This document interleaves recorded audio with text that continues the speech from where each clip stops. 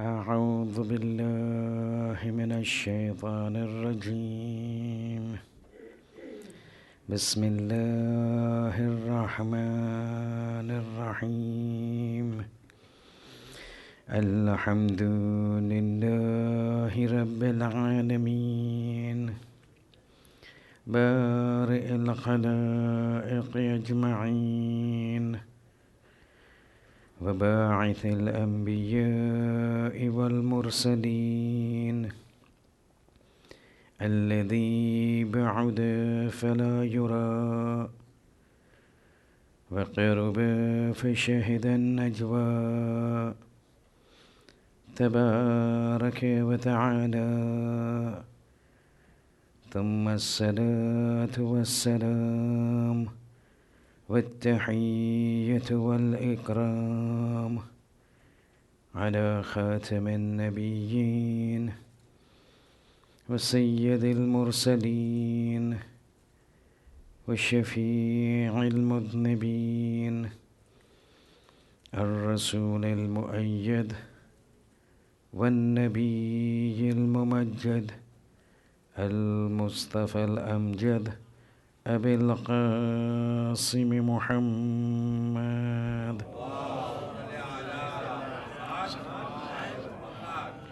وعلى آله الطيبين الطاهرين المعصومين المظلومين لا سيما على الإمام المنتظر وحجة الله الثاني عشر ابن العسكري المنتظر ولعنة الله على أعدائهم أجمعين من الآن إلى قيام يوم الدين أما بعد فإن الله الصادق العليم قال في كتابه الكريم القرآن الحكيم بسم الله الرحمن الرحيم إن الأرض يرثها عبادي الصالحون صلوات.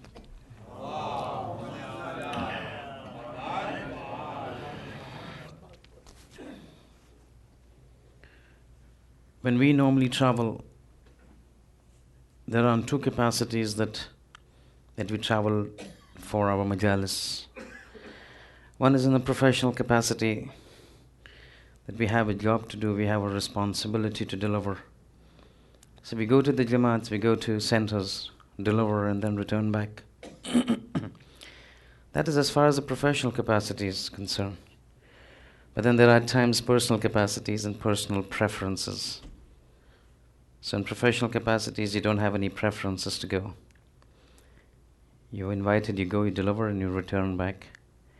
But in my personal capacities, there are certain preferences that you feel you want to go to certain places more than the others. And because of certain people that I know over here, Orlando is one of those places that I prefer coming. So, been here before, and so it's always nice to be coming back to Orlando and seeing those very close people that I see over here. However, these 6 majlises, 5 nights and the day of Arba'in, and then I return back. I need to dwell, I need to discuss on a certain point that becomes very relevant to us in our today's world and in context to where you and me stand today. And I believe you must have received the topic. The focus would be with respect to the 12th Imam, Hujjat ibn al-Hasan al-Askari, Ajjalallahu ta'ala farajahu al-Sharif.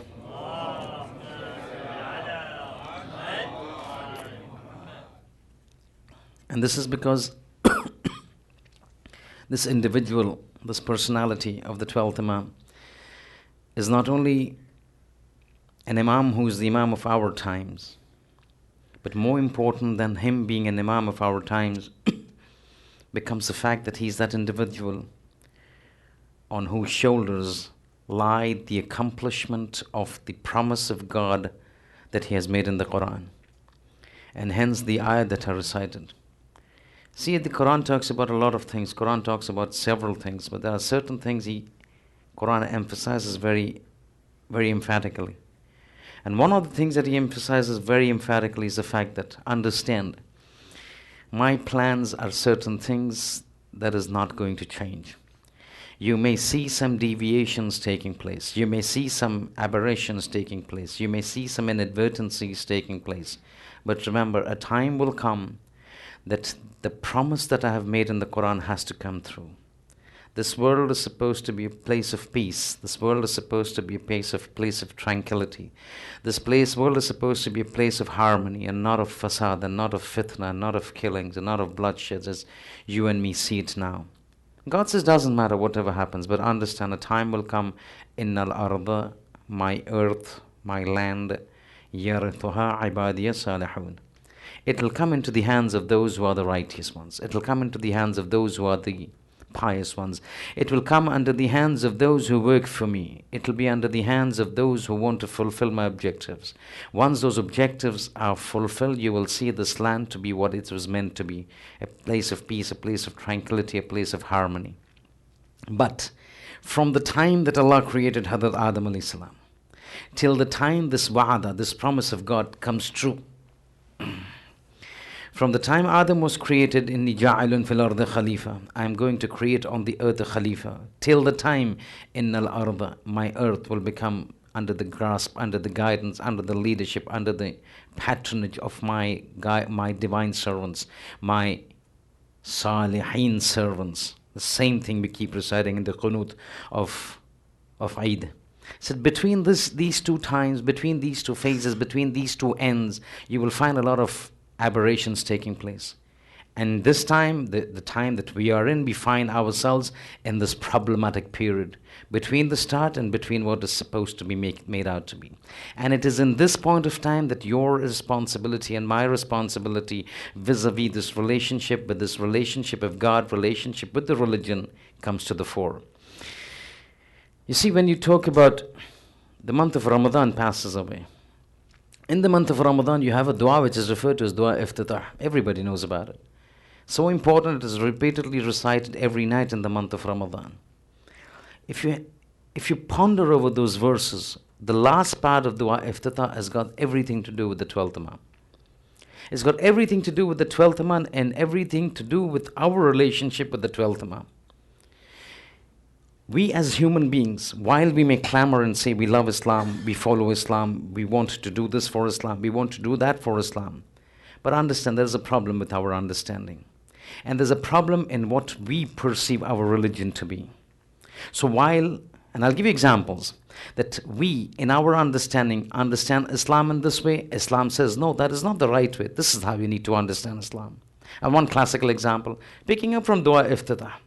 Normally, if I and you were to be sitting down said and we were supposed to be discussing the problems that we face ourselves, what would we be discussing about? Say, look, let's discuss. We have certain problems in life. So what would you say?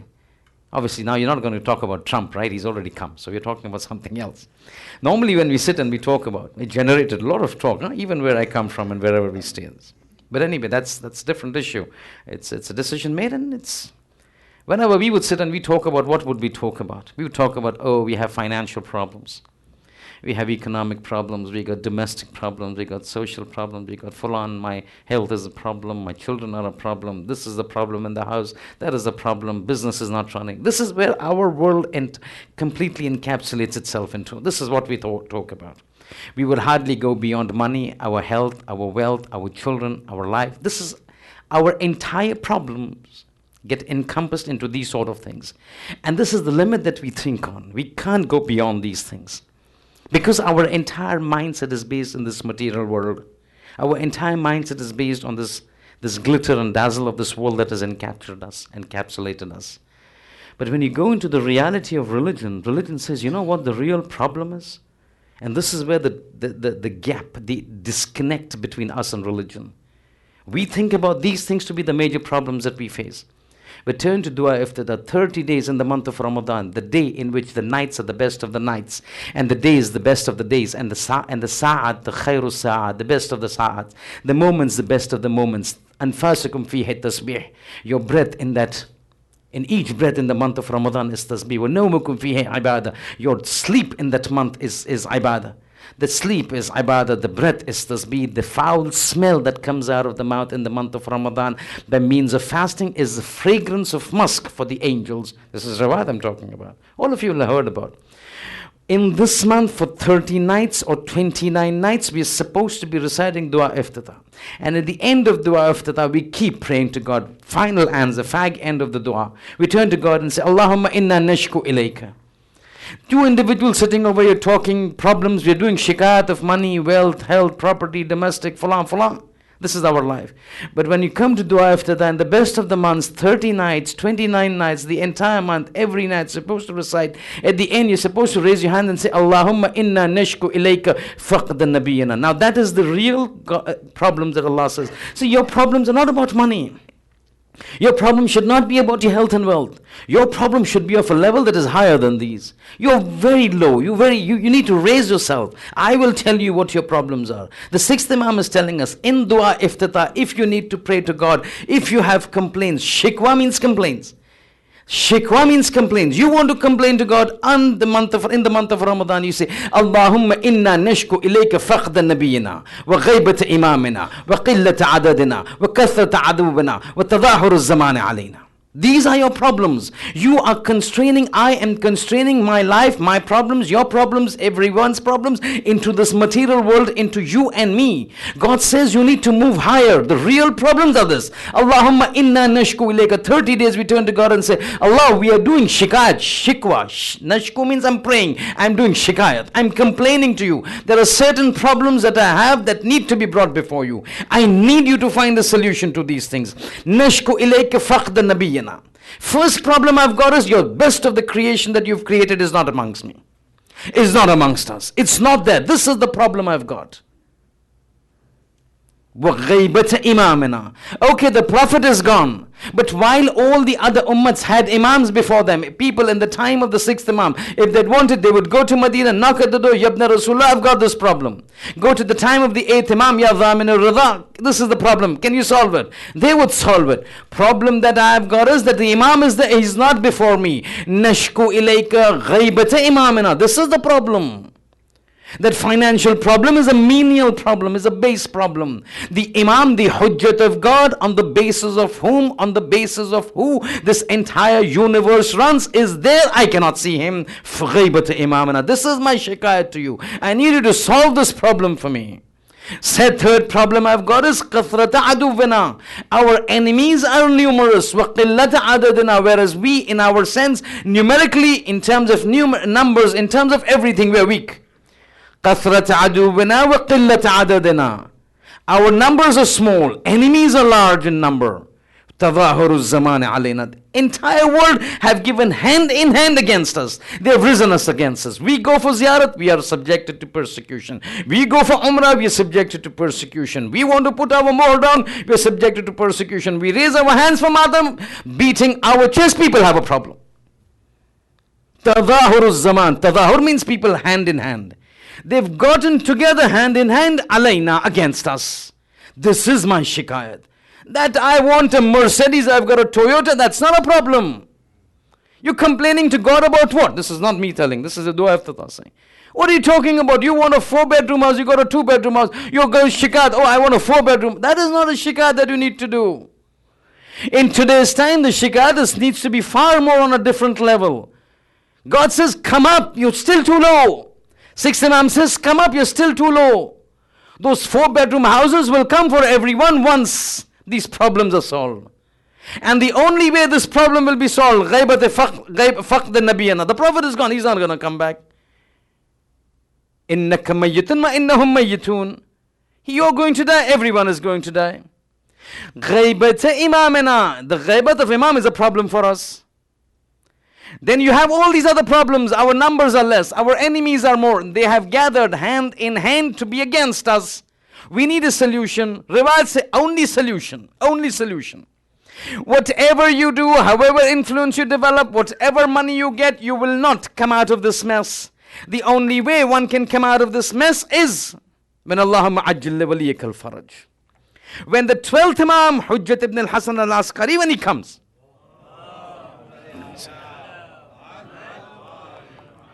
Riwayat said the only time man will see peace in this world, the only time man will see rahat and comfort in this world is this. And this is also temporary. I keep saying this hadith. See, there's a hadith which says, it's ajib. It says, God says to the Holy Prophet, this is the hadith al-Qudsi, by the way. And you know the difference between hadith al-Qudsi and Quran. Both are revelations from God. Let us not be under a misconception. All of us, all the revelations that came from God became the Quran. No. There were certain revelations that came down from God by means of Hadrat Jibreel to the Holy Prophet, which is not Quran. They were put into another book called Hadith al-Qudsi. Hadith al-Qudsi differs from the Quran that it is not a mu'jiza. Quran is a mu'jiza. Now all those things we want to keep it separate some other time. In Hadith al-Qudsi, which is a revelation, and by the way, Ziyarat Ashura is regarded as one of the Hadith al-Qudsi, revealed by God before Karbala takes place to the Holy Prophet, before the Prophet goes away. Prophet dies in the year 11 Hijri. Karbala takes place in the year 61 Hijri. Before 11 Hijri, these verses, this Ziyarat Ashura comes. But again, that's a different issue. In Hadith al-Qudsi, God says, there are 5 things I have placed into 5 things. I'm not diverting, I want to put out a point.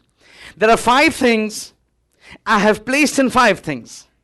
Look at my hand so that you know it appropriately. There are 5 things which I have placed into 5 things. People look for those 5 things in places other than the 5 things that I've placed. They will never find it. Confusing again. There are 5 things which I've placed into 5 things. People look for these 5 things in places other than where I've put them into. They will never find it. One example, not the 5, because then Ashra goes, or the Khamsa goes. 1 point, just quickly.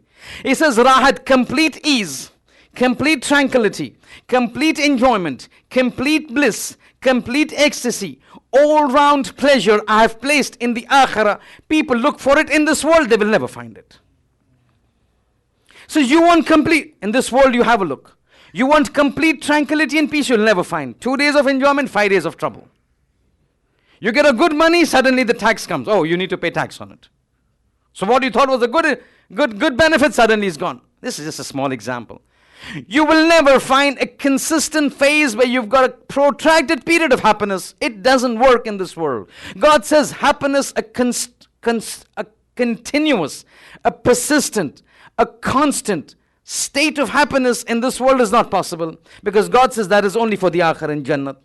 People try to look for it in this world by means of money, by means of power, by means of struggle, by means of backbiting, by means of fulan. They said they will never get it. In this world you'll never get raha. Yes, you will get a semblance of what that rahat is. When according to the traditions, Imam Zamana will come. When Imam comes, that is going to be what is referred to as Qayamat al-Sughra. That's Qayamat al-Sughra, which will give you that consistent pleasure in which there is no pain, in which there is no sadness, in which there is no grief, in which there is no fulan, no evil, no bad, no discomfort, no nothing.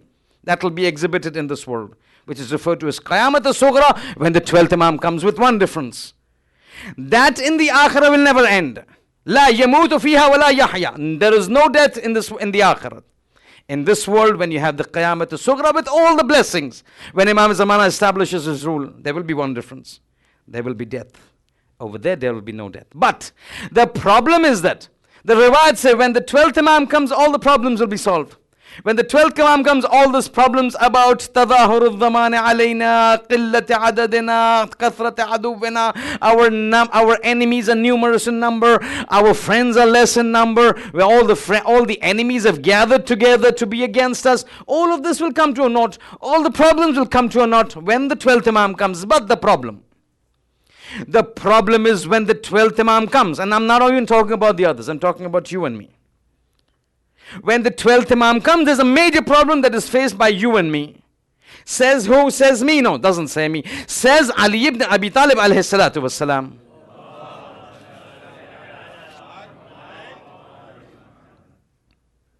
Imam Ali narrates a tradition, and listen to this tradition. Ajab tradition. Sometimes when the Imams or the Masumeen wish to convey a very important point, they will produce and state things in a manner that is very complicated, not normal, primarily to hit the message home. Understand, the importance of this is, if I normally state it out, it might just go from one ear and come out from the other. But when I put it in a different sense, You will keep this into your mind and listen to this tradition. A classical example of a tradition that could have stated very normally, not stated normally. Ali's gone to stairs. And I'm narrating it verbatim, the Arabic text, then I will convert so that you know what Imam wants to emphasize. We're still on the point, huh? The arrival of the Imam will solve all of our problems which we've been constantly stating in Dua Iftatah. But the arrival of the problems, from the time Imam comes till the problems are solved, we are facing a major problem which we need to understand. And the entire 5 next majlises that we've got tonight, from subsequent nights, will be based on this fact, as to how to protect ourselves from these dangers.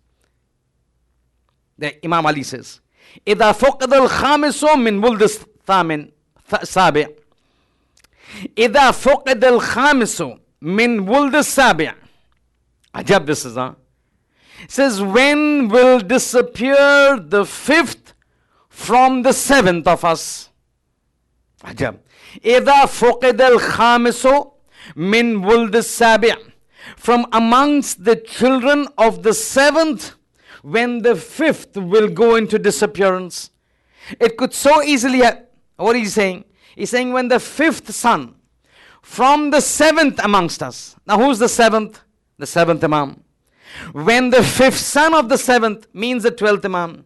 He could easily have said, إِذَا غَابَ قَائِمُنَا. When our Qaim, where Imam is Zamana, where the 12th son would have gone, would disappear, full on things will happen. But he says no. He says, إِذَا فُقِدَ الْخَامِسُ. When the 5th son from Sabi', from the children of the 7th will go into ghaibat, will get lost. The word is fuqid.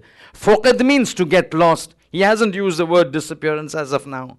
He says lost. He says when the 5th of the sons of the 7th from amongst us will go get lost. Then he says, Fallah, Allah fi adyanikum. Now this word at times, Allah, Allah. See, in Arabic colloquial languages, there are always metaphorical statements which they use to represent something. And primarily something that you keep hearing at the time of Hur, in the 5th of Muharram. Normally at the time of Hur you keep on hearing that when Imam was passing from Mecca towards Kufa, in the way he meets Hur, and in the course of the altercation, Hur puts his hand onto the reins, on the bridles of the horse of Hussein. Hussein alayhi salam gets upset and says, Thaqalat ka ummuk. The Thaqalat ka ummuk is an expression of intense anger, intense response to somebody who has humiliated you. Not a swear word, but it's a manifestation of anger. Colloquial Arabic, colloquial language, that's how they manifest themselves. Similarly, when you want to emphasize something same thing happens in the hadith. Whenever you see God saying, Wa izzati wa jalali, understand he's talking about something very important.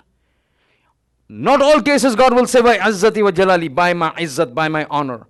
But something very important he will say, Wa izzati wa jalali. Hadith kissa, wa izzati wa jalali, inni ma khalaqtu sama'an mabniya, wa la ardan madhiyya. Very important point, wa izzati wa jalali. Colloquial Arabic language. Same thing over here. He says, Fallah, Allah fi adyanikum, the first Imam says. He says, when the 5th son from amongst the 7th of us will go into loss, will get lost. Fuqid. Fallah, Allah fi adyanikum. Be careful. This Allah means be very careful. Be on your guard. Be alert, be cautious, because now things are not going to be very easy. Fallah, Allah fi adyanikum. Be careful about your religion. Bar hadar bash. That is it in Farsi. Be very careful about your religion. Then he says, you know what? He says, La budda li sahib hadha al-amr ghaybatun tawila. This man who will get lost is bound to have a long ghaybat. Then he says, you know what happens in this ghaybat? He says, Hatta yarja'u man yaqulu bihi. There will be a time this ghaibat will become so important that those individuals who leave their houses in the morning with iman will come back in the evening without their iman. They will leave their houses with iman, they will come back to the houses without iman. And they will turn against the reappearance of this sahib ghaibat. They will turn against the reappearance of this 12th son of ours. The point that is mentioned. Now when this is there, coming back to the tradition, not coming back, narrating the tradition. So while we are waiting for the arrival of the 12th Imam to solve our problems, we've got this problem that in the course before Imam comes, there will be a problem before he comes. See, I'm trying to link up certain things. That the problems that we have. So while we have problems and we pray for the arrival of the 12th Imam. Before the arrival of the 12th Imam, there are problems. After the arrival of the 12th Imam, there are problems. We have to navigate through all these problems if we have to become part of that global revolution, in which then when he comes, he says, it's either my way or the highway. But we come to that. So while we are waiting for the Imam to come, the narration says, remember, till the time when he comes and everything is sorted out, your problems are solved. But before he comes, there is a problem. After he comes, there's a problem. We just mentioned, before he comes, what's the problem? Imam Ali says, the situation in the world will be so bad that individuals, when they go out of the houses with Iman, there is no guarantee they will come back with Iman. And the matters become more compounded once he comes back. Because once he comes back, the 12th Imam reappears. The 6th Imam says, when the 12th Imam reappears, in his absence you were in a problem. When he comes, there will be more problem. What? Riwayat say, when the 12th Imam comes, two problems will face man. Two problems will face man. Not just man. Two problems will face the mu'mineen. I'm not talking about those who don't believe in him. I'm not talking about the Ahl al-Tasannun. I'm not talking about the Ahl al-Nasara. I'm not talking about the Ahl al-Yahud. I'm talking about those individuals who keep praying, Allahumma ajil li waliyyak al-faraj. Oh Allah, hasten the reappearance of the 12th Imam. Riwayat say, when he comes, people will say, go back into your ghaibat. Not the Muslimin, not the Kafirin. The mu'mineen who for 1400 years have been saying, Allahumma ajil li waliyyak al-faraj. Oh Allah, hasten the reappearance. Oh Allah, hasten the reappearance. When he comes, these very individuals will say, go back into your ghaibat, we don't need you. Go back into your ghaibat, we don't need you. Why? Listen. 6th Imam says, when the 12th Imam comes, he will face an opposition from the mu'mineen, from those people who open the books and recite the Quran. Those who sit into the majlises and do Ya Hussein, Ya Hussein. They will be the one turning away from him. Reasons? Listen to these hadiths. The 6th Imam says, it says, إِذَا قَامَ قَائِمُنَا.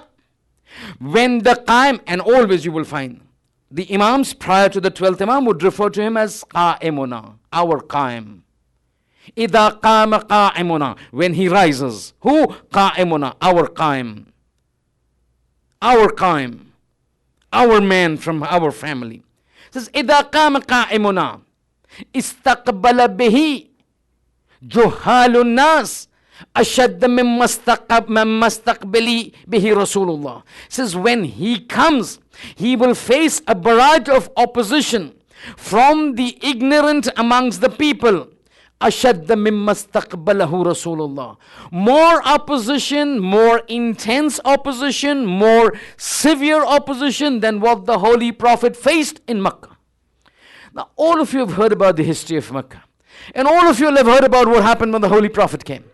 The amount of pressure that was there to take him out of Mecca, to kill him. Eventually he had to migrate. People like Bilal, people like Abu Dhar had to face so much persecution. All those problems are there before your eyes. 6th Imam is saying, when the 12th Imam comes from amongst the Shiites, from amongst the Muslimin, he will face opposition more severe and intense than what the Holy Prophet faced when he first announced, قُولُوا لَا إِلَهَ إِلَّا اللَّهُ تُفْلِحُوا. Then he says, you know why? People asked him, the Ravi is saying, Ali ibn Ja'far. The Ravi's name is Ali ibn Ja'far. He says, فَكَيْفَ ذَلِكَ? How is that? Yeah, 1400 years, we know about the Holy Prophet, we know about Islam, we know about this man who's going to come, we're praying for him. Allahumma ajil li waliyyak al-faraj, Allahumma ajil li waliyyak al-faraj. Oh Allah, hasten the reappearance. What would it be that would cause them to turn away from the Imam? So the same thing that the Quraysh did with the Holy Prophet. So what did the Quraysh did with the Holy Prophet? Quran says, وَإِذَا قِيلَ لَهُمْ, when it is said to them, آمِنُوا بِمَا أَنزَلَ اللَّهِ, believe in what God has revealed to you. Their tape got stuck at one point. The recorder got stuck at one point. Quran says, وَإِذَا قِيلَ لَهُمْ آمِنُوا بِمَا أَنزَلَ اللَّهِ, believe in what God has revealed to you. They will say, بَلْ نَتَّبِعُ مَا أَلْفَيْنَا عَلَيْهِ آبَاءَنَا. We don't want to believe in this. This is a change that we don't want. We will stick to what our forefathers brought to us. Our forefathers said, you want to pray, you need to go into the Kaaba. If it is for rains, you need to turn to that little idol. If you want risk, you need to go to that small idol in front. You want position in society, that big idol that is lying in front of the Kaaba, in the door of the Kaaba, that's what we need to go. We will follow what our forefathers told us in worshipping the gods. We don't want to believe in this. Quran says, أَفَلَوْ كَانَ آبَاؤُهُمْ لَا يَعْقِلُونَ شَيْئًا وَلَا هُمْ يَهْتَدُونَ. Do you still want to believe in your father when they did not have aql and they did not reflect? And they were not guided? I'm giving you guidance. You still want to stay back on what your forefather said, what your grandfather said. You want to be following paths that were devious and deviant. Now that the guidance have come, you don't want to follow. The same thing will happen when the Imam Zamana comes. But the difference that the sixth Imam says is, it says when the Holy Prophet came, they were in their jahiliyat. They were juhalul jahiliyat. Juhal means ignorant people. The ignorant people in the time of jahiliyat, they would oppose the Holy Prophet. We don't want your religion. When the 12th Imam comes, the things that will differ is this, that now there is no jahiliyat. There's a period of information, but still people will oppose him. Why? Because now they will pick up the Quran and start arguing with the Imam. You are saying this, in my opinion the Quran says this, you are wrong, we will not follow you. And we've got this traditions on. We've got this rights now, I will prove to you how things, because when he comes, understand this. And this is our groundwork for the remaining 5 majlis. Tonight is just we're leaving the ground, we're breaking the ice to set things into perspective. Understand one thing, without any clarification, or rather without any apologies, without any hesitation, for 1400 years, and for God knows how many thousands of years till the 12th Imam comes, it's always been on the basis of sabr and patience. So the rope was put around the neck of Ali and he had to bear it. Muhsin died, he had to bear it. Hussein was killed, Sajjad had to bear it. Sajjad was killed, Baqir was killed, Rida was killed, half of the life of Kadhim in prison, in patience, with sabr. Rida is taken from Medina and summoned to Khurasan in patience. All the remaining 4 Imams, 8th, 9th, 10th and 11th, all of them subjected to persecution never seen before. They could not even enter the room of their wives before people would know about it. That sort of monitoring and surveillance took place. All with patience. All with patience. 6th Imam, his house is being burnt down. The house of the Imam is being burned down. He says, what do you think by burning the house? What are you planning to do to me? What do you think are you thinking of proving to us and proving to the others? See, by burning my houses, you're not going to lower my rank that God has given to me. By burning, and they would do that. They would just come into the house. Mansoor Dawanaqi would just enter, send people into the house of Imam Sadiq.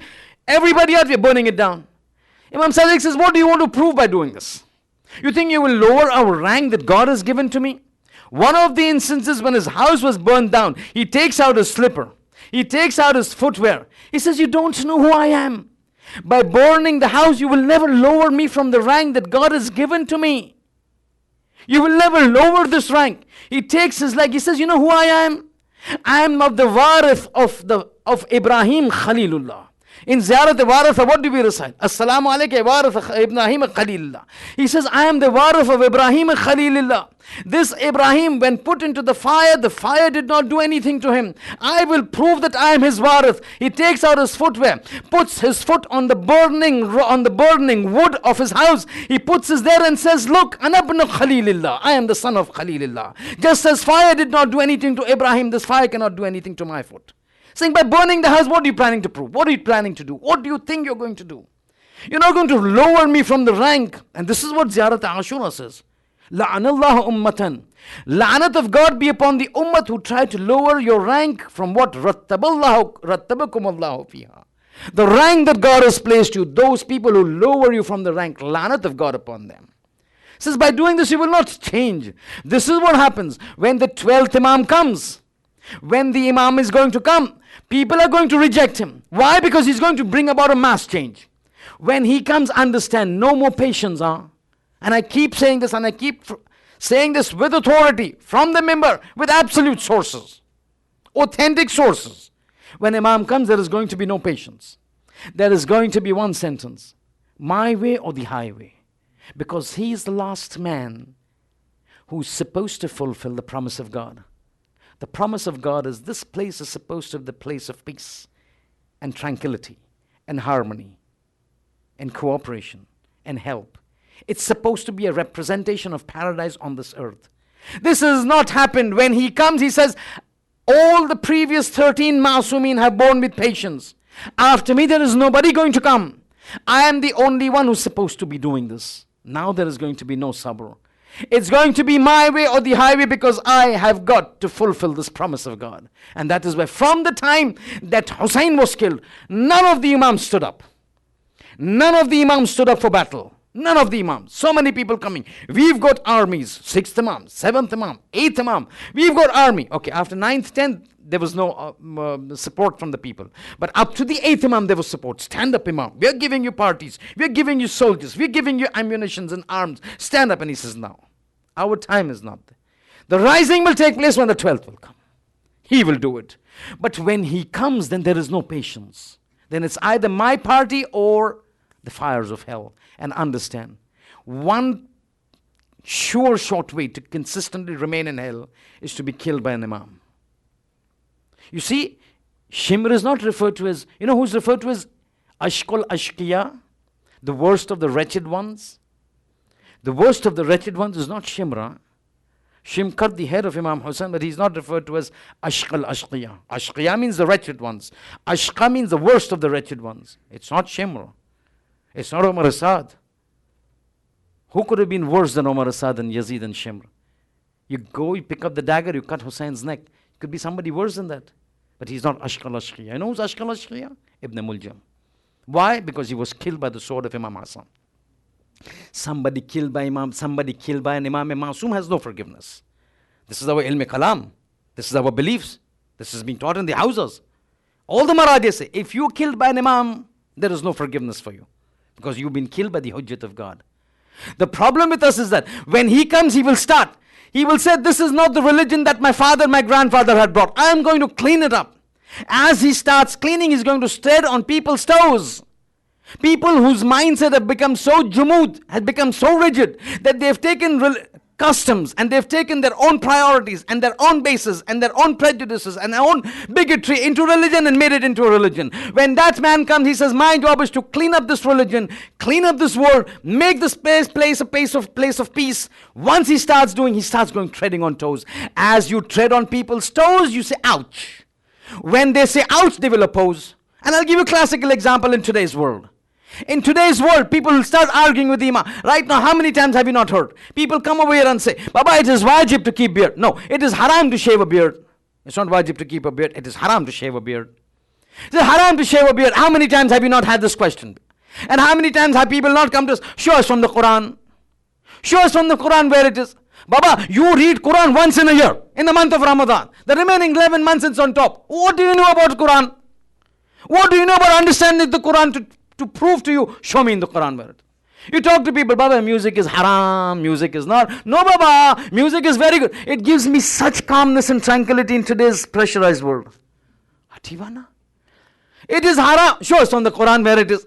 Oh, Baba, you can't read the Arab of the Quran properly. What do you want me to prove to you from the Quran? What will you understand? What will you understand?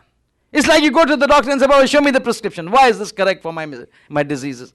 He look in and says, do you know what you're talking about? All that you know about is Calpol and paracetamol or Tylenol, what do you call it over here? And you want to know what is the prescription of this drug that I'm giving you for your cancer? It's exactly like this. He says, I will not talk to you. I will tell you, it's my way or the highway. Once he starts cleaning. Now, right now, you've been hearing in India what's going up. And all these things, I'm not giving an opinion. I'm telling you, these are all polarizing issues with polarized people. Once you have a polarizing issue, for example, the Jamaat says, for example, and this I see everywhere in the world. Okay, for example, Mahe Ramzan ma every day niyaz rakh puche ke nahi. Half of them will say, but iftar rakh puche. Half will say, no, above israf. Now what does the Jamaat do? If they say yes, the other people get upset. Look, they didn't listen to us. If they say no, the other people they didn't listen to us. These are polarizing issues. So whatever side you take, You're going to bound, you're going to hurt the others. It's a polarizing issue. Majlis કેટલા મિનિટની થવાની છે? 40 minute. અરે 40 minute બહારથી આવે છે, યુકેથી આવે છે શેખ. 40 મિનિટ આપે ના ચાલે બના. 1 કલાક આપો. અરે 1 કલાક બહુ છે બના. બહુ બોલ કરે છે શેખ. 1 કલાક નહીં, 40 minute. You polarize. The moment you take one person's side, the other person gets upset. Now look what happened in India right now. Olu Shah Qasim. I'm not giving an opinion. I'm not even giving something because I don't want to start a controversy. હું તો 5 દિવસમાં ચાલે જાવ પછી તમે ઝઘડશો એકબીજાથી બાજશો. But what happened over there in Janabe Qasim? છે કે નહીં, બરાબર છે, બરાબર નહીં. Some people say yes, some people say no, but banning through, not banning through, whatever happens. Now what happens? Imam comes. Whatever side you polarize people. Some people say no, it's there, વિવાદ થઈ ગયા છે, આ છે, તે છે. The other people say, બાબા શું ભાન છે, આ શબે કા આશુરમાં બના નિકા વિકા શું વાત કરો. Now you got yourself polarized. Imam comes, he will take one side. He will say either yes or no. If he says yes, the other people stand up against him. He says no, the other people will stand up against him. He says વિવાદ થયા. He says આ કેવા ઇમામ છે, તમારા father બીજા દિવસે શહીદ થવાના હતા, તમે ના થઈ શકો ઇમામ. Go back. If he says ના શાદી નહીં થઈ, the other people say તમે જે છે તમારા જજને શાદીનો ઇનકાર કરો છો, this is not right. How the other people will turn against him. These are polarizing issues. And you have so many polarizing issues in today's world. So many. I was just in Australia this Muharram. Ajab things you see. This Malangi issue, this Ghulub issue is taking our Shiite community like nobody's business. All of a sudden you see there's an alam over the people doing sajda before the alam. Doing sajda before the alam. They literally put money over there. They bring Shira and put it in front of the alam. They're outside, there's a Sunni mosque. They say, oh, mashallah, look at the Shias. Then they kill ourselves in Pakistan, saying they're shirk, and we say, look, they're killing us. Oh, Baba, we are bringing it upon our own selves. I've literally seen them doing this. There's a big alam, you want to power down, do sajda before it. Now Imam says this is haram. You think this person will accept Imam when he comes? You think he's going to accept it? He's not going to accept. He's saying you are against Azadari. He will tell Imam, you are against Azadari. This man who says, Inni la abkiyanna badal al-dame dam'a. Oh Hussein, I cry for you, other than tears, I shed blood on you. My eyes bleed blood. He will be said, you are against Azadari because you're not allowing us to bow down before the alam. These are all polarizing issues. Those people say, no, you should not do Kamazani. Those people say, you should do Kamazani. Again, when he comes and takes one side, the other people are going to get upset. Some people say, no, don't do matam. Why are you spending so much money on Sabil? Why are you doing so much money on Niyaz? Take that money, give it to an orphan. He comes and takes an opinion, he's going to polarize the people. This is what the 6th Imam says. He says the intensity and the ferocity and the fear and the seriousness and the intensiveness of the opposition that the 12th Imam faces when he comes will be more than what the Holy Prophet faced. And coming from within the community, not HIC, the Shiite community. Ajab this is. And this is where we need to understand. We should not be in a position to fall into a category that is in opposition to the Imam, because if, for example, God forbid, we do not recognize our Imam and we happen to stand in opposition to him and we die, Ibn Maljam becomes Ashqal Ashqiya. This is something we cannot afford to happen. See, there is one thing not supporting an Imam. There is one thing being killed in opposition to an Imam. Both these things in our time becomes a problematic issue because there is no third way out. You're either with the Imam or you're without the Imam. You know all those instances. At the time when Hussein was going to Karbala, there were people who stayed away. You look at Riwayat, look at what the ulama say. Sulaiman ibn Surad al-Khazai, he was a very powerful man. He says, I will not fight. I will not support Yazid, I will not support you. Sheikh Jafar al-Shustri, who's got Mukashifa, he says, this man will come into paradise crying. No, not paradise. He will come into the day of judgment crying because he will be taken to hell. This Sulaiman ibn Khurad, this Khazai, you know who he was? He was the starter, he was the founder of the Tawabin movement. He would cry, oh, I did not support Imam Hussein. Oh, I've missed out. I should have helped him. I was there. I had money. I had power. I had influence. I had men. I had ammunition. I didn't support him. Oh, I made a big mistake. Crying. I want to start the Tawabin movement to avenge and revenge the killing of Hussein. Riwayat said this man will come crying on the day of judgment, but because he will be made to go into hell. You had the time to help the Imam. You did not help the Imam. You don't help the Hujjat of God. There is no escape. It's perdition. If he calls you, you have to go. When Imam calls us, we need to go. If we don't go, there's a problem. Then, what do we do? The second problem First problem was we will object him. Second problem, we've got this major problem with us. Because today I want to explain the problems, tomorrow's solutions, and how we need to work out. And give you a little background of how history takes place. So first thing, we need to be careful. We don't oppose the Imam. You oppose the Imam, I oppose the Imam. That's the end of our life. In this world and the hereafter. Khalas, finish. Second problem, riwayat say. And this is because it develops within us. See, there's a superiority complex within us Shiites. There's a major superiority complex problem with us. You ask any Shia, majority, it's like a good number of Shias. So who will go to paradise? Only the Shias will go to paradise. Oh, we are absolutely safe. There's no problem with us. Why? Because we've got the tradition. If you shed one tear in the love of Hussein, paradise becomes wajib on you. If you go for the ziyarat, you get so many rewards. Hubb Ali, najatum minan nar. The love of Ali is protection from the fires. Fair enough. Everything is correct. Oh, when you go, Ali will be there. Qasimul Jannati wa Nar. Ali will distribute the fires and Jahannam. Those who have to go to Jannat, Ali will send to Jannat. Those who have to go to Jahannam, Ali will send them to Jahannam. Fair enough. And this is true to a certain extent. But then the problem comes. This is true. Let me give an example of certain individual. You know Allama Amini. Allama Amini is the author of Al-Ghadir. Al-Ghadir is one magnum opus of this great scholar who discusses every aspect about the incident of Ghadir. It's a book, if somebody gives it to somebody who doesn't believe in Ghadir, he has to shut his eyes and accept Sami'na wa ata'na. I see, I hear, and I believe and I obey. The effort, the ihsan that Shaykh Allama Amini has done on Islam, specifically with respect to Ghadir, is of such a nature that a person, an alim, sees in his dreams. Sees the day of Qiyamah is there. And all the relation, all the arguments, all the hisab and kitab is taking place.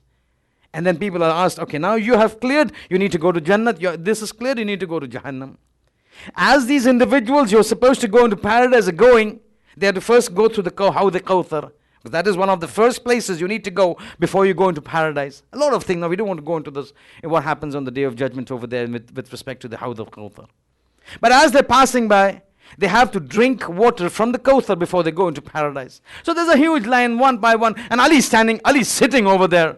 He is the author, he is the authority over Kawthar. So people come, they drink, they go, people come, they drink, they go, people come, Ali's watching. This alim suddenly sees one person is coming to drink, Ali gets up. This man turns and looks who it is Allama Amini coming to drink. As Allama Amini is coming to drink, he wants to bend down to pick up the glass of Kawthar. Ali says, wait. So Amini waits.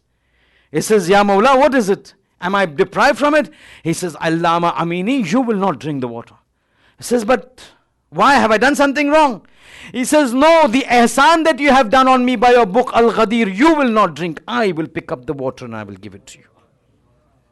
This is Allama Amini. Read 11 volumes. You can't read the 11 volumes. Read the extract. There are English translations of certain extracts of the book. Look what that man has done in trying to prove the existence and the authority and the veracity and the truthfulness of Al-Ghadir. Ajaib work that man has done. Comparable to Al-Mizan, what Allama Tabatabai has done in terms of Tafsir al-Quran. But anyway, these riwayat tend to put us into a false sedation. We become drugged by means of these traditions. That, oh, now that we are doing Hussein, there is nothing that can stop us from going into paradise. As a result of which, then we throw caution to the winds. Then we feel, apne kai pan kari shake, Hussein kari lida, khalas, we've gone through. Whereas the same Hussein's same grandson, Baqir, has gone to record of said, understand, there is no relationship between us and God except the relation of taqwa. Don't think just because you follow Baqir you will get through. In fact, even I, Baqir, cannot state that just because I am the grandson of Hussein I will get through. The only thing, and he uses the word wallahi, by God, the only thing that can get a person into salvation is taqwa. But you and me, or not you, me goes into a false, narcotized, sedative state and stupor that because I recite from the mimbar, because I say Hussein, because I say Ya Ali, paradise is made wajib on me. Bishartiha wa shurutiha.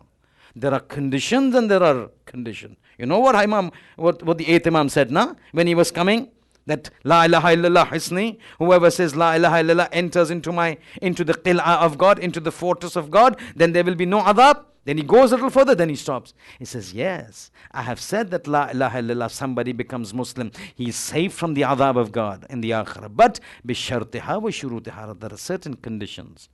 Ana min shurutiha, wilayat is one of the conditions. And so, and this is what we need to understand. This is what we need to realize. That many a times we need to get accustomed to the stark realities. This is never the case that just by saying, Ya Ali, somebody would go inside. There are people who have been born in the house of a ma'soom, born under the tutelage of a ma'soom, trained by a ma'soom, will land up into the fires of hell, probably 3 majlis down the line. I will give you examples. In the house of the ma'soom, trained by the ma'soom, blood of the ma'soom flowing in the veins of this man, ends up into the fires of hell. Fifth Imam says, no relation with God except that of taqwa. But the point that we need to understand is that for all of these things there are examples, and for all of these things there are sacrifices to make. But that does not mean that these individuals do not help us, will not help us. They will help us. They have been made to be helping us, because for them it makes no difference whether they go to Jahannam or Jannat, because for them that is their house. For them they control Jannat, they control Jahannam. Somebody was asking me the other day about entering of paradise by Hussein. Hussein doesn't need to enter paradise. It is his own house. He can come and go whenever he wants. He is the owner of paradise. God has given the authority to him. But the point is, how does that authority come? Nothing comes for free with God. It has to be earned. And Hussein earned it. And how? In Karbala. See, in Karbala, there are 2 phases of Karbala. The first phase of Karbala is what we refer to as Ashre Zainabiya. That is the first of Muharram. The first Ashra of Muharram. And then you've got the second phase, which we refer to as Ashre Zainabiya. What happened before the Asr on the day of Ashura is one tragedy. What has happened after the Asr of Ashura is another tragedy. Ajib situation. Ajib state. See, when the battle started, and Hussein comes back for the final al-wida, after meeting everyone, he comes to Sayyid al-Sajjad. Sayyid al-Sajjad in an absolutely sick state, very sick, very ailing. Many times he goes into unconsciousness. This unconsciousness is different from what you and me face when we become unconscious. This is called ghashwa. There's a specific word with technical differences between unconsciousness and ghashwa. But just for normal talk, understand it to be an unconsciousness, but understand, not like ours. Sajjad is unconscious. Hussein comes to Sajjad, always, all along. The person taking care of Sajjad, when Hussein was outside, inside the tent, had to be Zainab. And it all started after the shahadat of, the problem started after the shahadat of Hussein. But listen, the final al-wida, the final khuda hafizi, Hussein comes to Sajjad.